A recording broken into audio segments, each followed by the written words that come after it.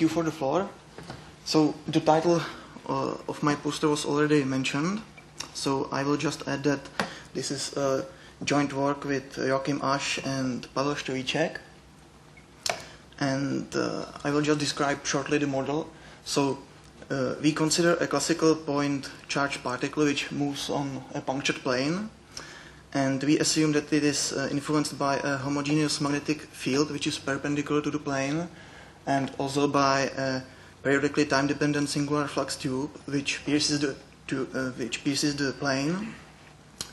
And the result that you can find on the poster number 21 in the hall behind is that if the cyclotron frequency and the flux function satisfies certain resonance condition, then the motion of the particle in the plane can be described as in this last point.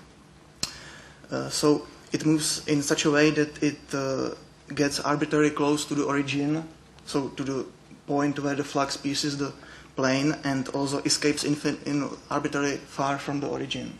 So thank you.